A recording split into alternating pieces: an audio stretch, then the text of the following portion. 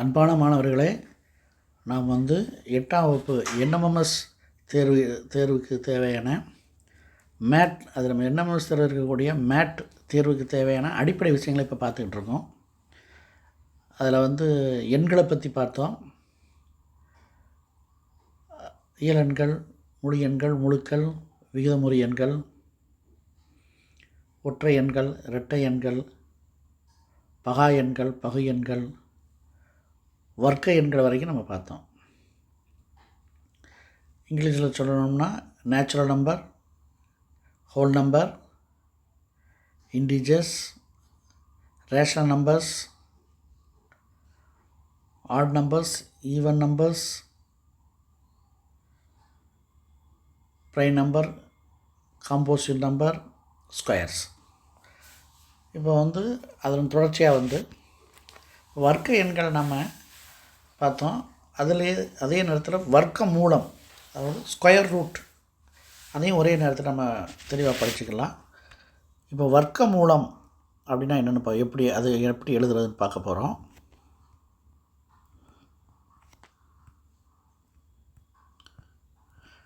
ஆங்கிலத்தில் square root.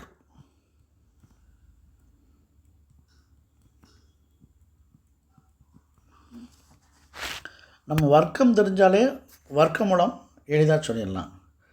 நமக்கு அந்த வர்க்க மூலத்துடைய சிம்பிள் தெரியும். இப்போ 1 அப்படி எடுத்துக்கிறோம். 1இன் வர்க்க மூலம் 1 தான். அதே மாதிரி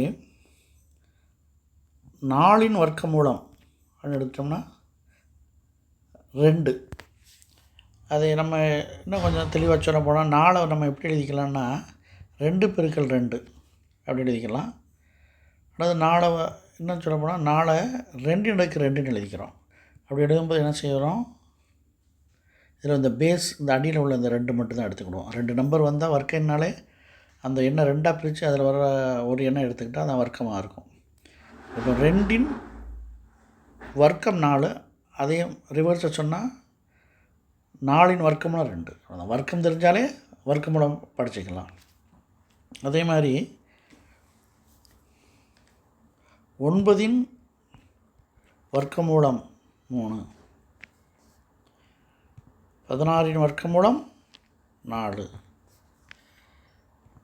25இன் வர்க்க மூலம் 5, 36இன் வர்க்க மூலம் 6, 49இன் வர்க்க மூலம் 7, 64இன் வர்க்க மூலம் 8,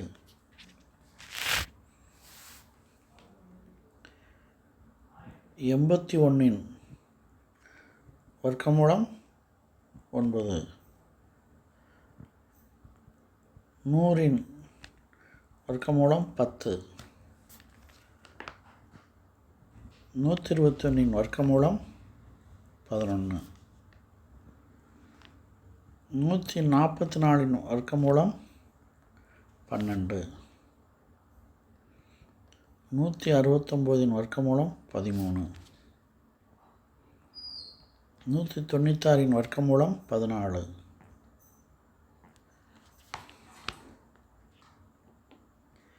225இன் வர்க்க மூலம் 15, 256இன் வர்க்க மூலம் 16, 289இன் வர்க்க மூலம் 17,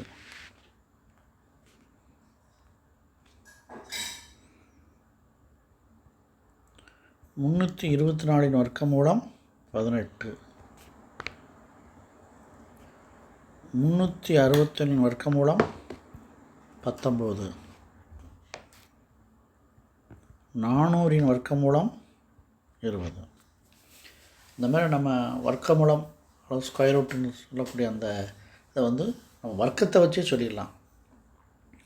1இன் வர்க்கம்னா 1, அப்புறம் 1இன் வர்க்க மூலம் அது 1 தான்.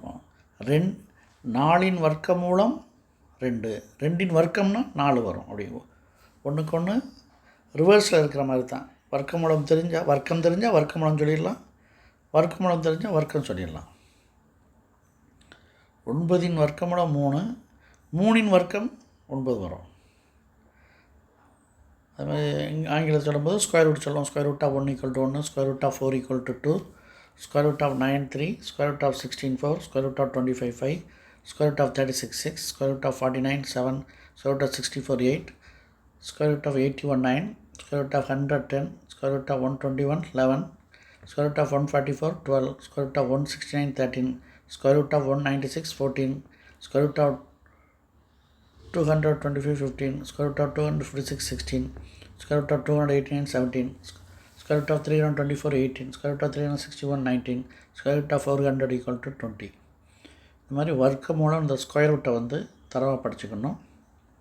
வர்க்க மூலத்தை பொறுத்தவரை ஒரு 25 வரைக்கும் படிச்சுக்கிட்டா நல்லது. இப்போ 400 வரைக்கும் படிச்சிருக்கோம். இதுக்கு மேலே இன்னும் வர்க்கம் ஒரு 25 வர்க்கம் படிக்கிறோம். அதே மாதிரி அதுக்கு ஈக்குவலாக ஆனது வர்க்கமும் படிச்சுக்கணும். இப்போ இதுக்கடுத்து நம்ம பார்க்க போகிறது கணம், அதாவது க்யூப். இதுக்கு அடுத்த வந்து அந்த டாபிக் தான். இப்போ பாருங்கள், கணம் எண்கள் அல்லது கணம், கண எண்கள்.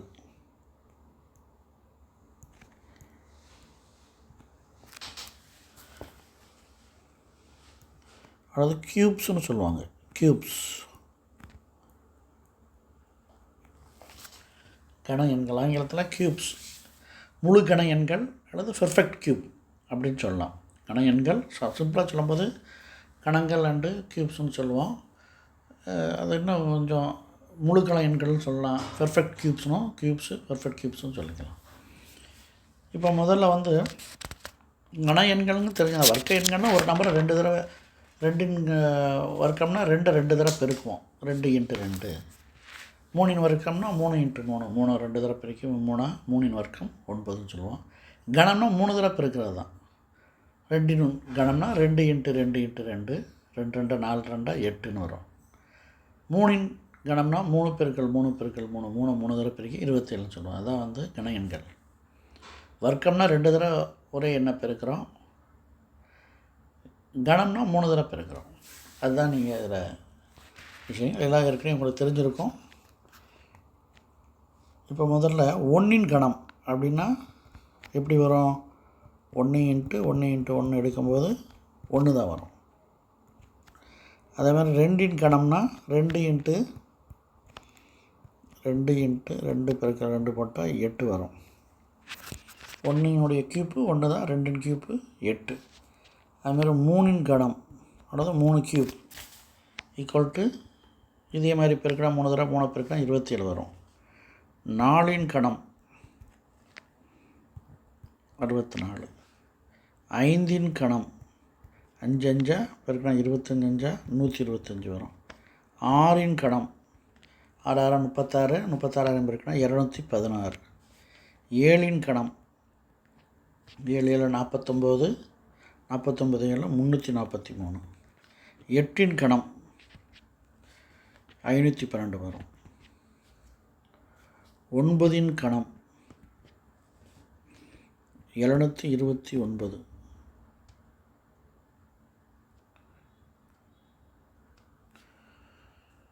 10 கணம் 10 3 தடவை பெருக்கினா 1000 வந்துடும். 11 கணம் 1331. 12 கணம் 1728. 13 கணம் 2197. 14 கணம் 2744. 15 கணம் 3375. 16 கணம் 4096. இந்த மாதிரி 8ஆவது பொறுத்தவரை வந்து 16 வரைக்கும் உங்கள் புத்தகத்தில் இருக்குது. இந்த கண எண்கள், இந்த க்யூப்ஸாவது படிச்சுக்கணும். 1 கணம் 1, 2 கணம் 8, 3 கணம் 27, 4 கணம் 64, 5 கணம் 125, 6 கணம் 216, 7 கணம் 343, 8 கணம் 512, 9 கணம் 229, 10 கணம் 1000, 11 கணம் 1331, 12 கணம் 1728, 13 கணம் 2197, 14 கணம் 2744, 15 கணம் 3325, 16 கணம் 4096. இதே ஆங்கிலம் சொல்லும்போது 1 cube 1, 2 cube 8, 3 cube 27, 4 cube 64, 5 cube 125, 6 cube 216, 7 cube 343, 8 cube 512, 9 cube 229, 10 cube 1000, 11 cube 1331, 12 cube 1728, 13 cube 2197, 14 cube 2744, 15 cube 3375, 16 cube 4096. இந்த கண எண்களை அப்படியே மனப்படமாக எப்போ கேட்டாலும் சொல்ல தெரியணும். அந்தளவுக்கு தரவாக படிச்சிடணும். ஏன்னா இதுதான் ரொம்ப அடிப்படை. இதை வச்சு தான் நம்ம அந்த என்எம்எஸ் இருக்கக்கூடிய அந்த மேட்டுன்னு சொல்லக்கூடிய அந்த தேர்வு எழுதுறதுக்கு ரொம்ப பயனுள்ளதாக இருக்கும். இதில் கண எண்கள் கியூப்ஸ் அதுக்கு அடுத்து இந்த டாப்பிக்கில் நம்ம அடுத்து பார்க்க போகிறது கனமூலம்.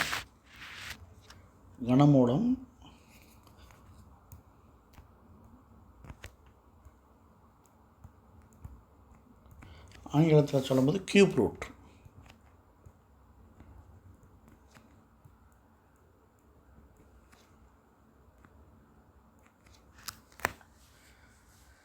இந்த கனமூலம்ங்கிறது நம்ம கணம் படித்தோம். அதில் உள்ள 16 கணங்களை பார்த்தோம். 16 வரைக்குள்ள கணங்களை பார்த்தோம். அதை அப்படியே என்ன செய்யலாம், ரிவர்ஸாக சொல்கிறோம். இப்போ 2 கணம் 8னா 8 கணமூலம் 2. அதை அப்படியே என்ன செய்யலாம், ரிவர்ஸில் நம்ம அப்படியே படிச்சுக்க வேண்டியது. அதை படித்தாலே அந்த கணங்கள் படித்தாலே கணமூலத்தை நம்ம சொல்லிடலாம். இப்போ கணமூலத்தில் குறியீடை பற்றி சொல்லணும்னா, இப்போ வர்க்கமூலம் போடும்போது இந்த மாதிரி சிம்பிள் போடுவோம். இங்கே 3 போடுவோம். கணமூலத்துக்கு 3ங்கிற எண்ணு போட்டு அது பிறகு அந்த நம்பரை சொல்லுவோம். உள்ள 1ன்னா 1 போட்டு 1இன் கணம், 1இன் கணமூலம். கணம்னா அடுக்கு 3 போடுவோம். கணமூலம்னா இந்த மாதிரி சிம்பிள். இது ஈக்குவல் டு, இது எதுக்கு ஈக்குவல்னா, இட் இஸ் ஈக்குவல் டு 1/1/3. பவரில் 1/3 இருக்குது. அதைத்தான் இப்படி எழுதுகிறோம். அப்படிங்கும்போது இந்த சிம்பிளை பற்றி நல்லா தெரிஞ்சுக்கோங்க. இந்த மாதிரி சிம்பிள் போடுறோம். இதில் 3 போட்டால் பவர் 1/3 இருக்குன்னு அர்த்தம். இதே இது வர்க்கமூலம்னா பவர் 2. வர்க்கமூலத்துக்கு பவர் 2 இருக்குன்னு அர்த்தம். ஆனால் 2 நம்ம என்ன செய்ய மாட்டோம், குறிப்பிட மாட்டோம். அது போட தேவையில்லை. ஆனால் கணமூலத்துக்கு கட்டாயமாக என்ன செய்யும், அந்த சிம்பிள் எழுதும்போது பவரில் 3 போடணும். அது எதுக்கு ஈக்குவலாகுனா பவர் 1/3க்கு ஈக்குவல்.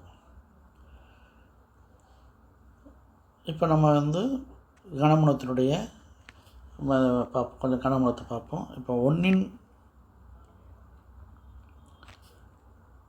இதை அல்லதுன்னு எழுதிக்கலாம். இது அல்லது இது ஏதோ ஒரு இதில் இதை இப்படி எழுதலாம், இப்படி எழுதலாம். இப்போ முதல்ல 1இன் கனமூலம் ஈக்குவல் டு 1 தான். ஏன்னா 1இன் கணம் 1 இருக்கனால 1இன் கனமூலம் 1 இருக்கும். அடுத்து 8இன் கனமூலம் 2, 27இன் கனமூலம் 3, 64இன் கனமூலம் 4, 125இன் கனமூலம் 6, 343இன் கனமூலம்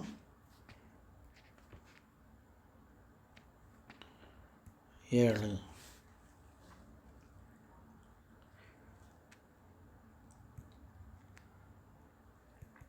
512இன் கனமூலம் 8,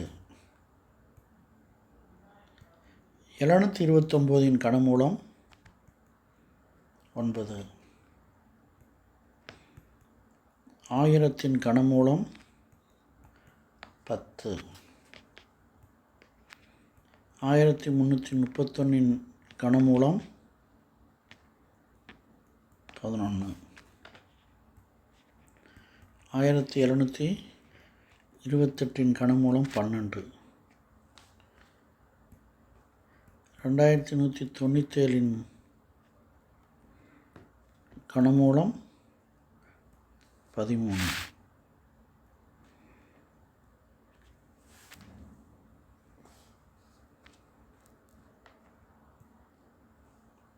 2744 கனமூலம் 14,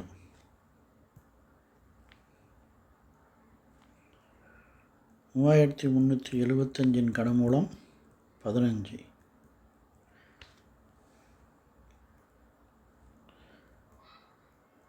4096 கனமூலம் 16.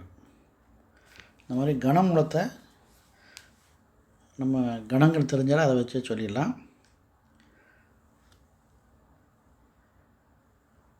இங்கிலீஷ் சொல்லும்போது கியூப் ரூட்னு சொல்லுவோம். கியூப் ரூட் ஆஃப் 1 வந்து 1, cube root of 8 2, cube root of 27 3, cube root of 64 4, cube root of 125 6, cube root of 343 7, cube root of 512 8, cube root of 729 9, cube root of 1000 10, cube root of 1331 11, cube root of 1728 12, cube root of 2197 13, cube root of 2744 14, cube root of 3378 15, cube root of 4096 16. இந்த மாதிரி அந்த எண்களை வந்து மனப்படமாக தரவாக இருக்கணும். இது தரவாக இருந்தால் தான் நம்ம கணக்குகள் செய்யும்போது பார்த்தோடனே அந்த நம்பரை பார்த்தோன்னே சரி இது கியூப் ரூட் கொடுத்துருக்காங்க கனமூலம், இதில் வந்து எப்படி செய்யலாம் அப்படிங்கிற ஐடியா வந்து அடுத்து அதை வச்சு தான் நம்ம கணக்கே செய்ய முடியுது. அடிப்படை தெரிஞ்சால் தான் இதை வச்சு நம்ம அந்த கணக்கையே செய்ய முடியும். சரி ஒரு ஐடியா கிடைக்கும். ஆனால் கட்டாயம் இதை அடிப்படைகளை தரவாக படிச்சிடணும்.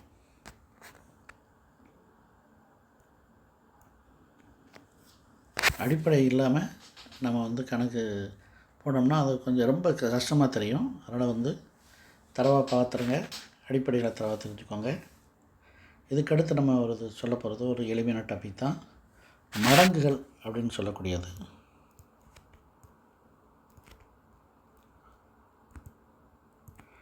அது மல்டிபிள்ஸ்.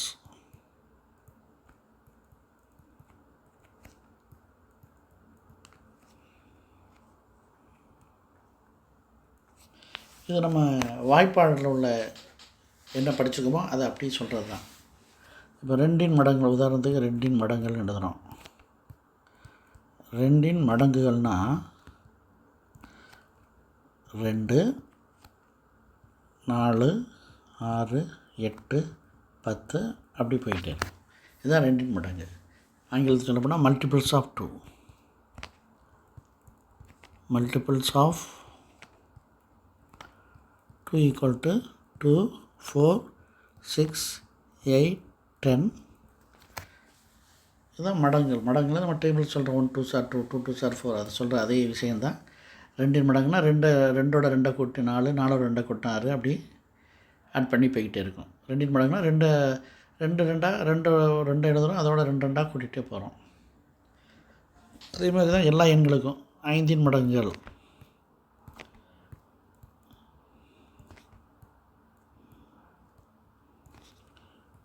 5 10 15 20 அப்படி போய்கிட்டே இருக்கும்.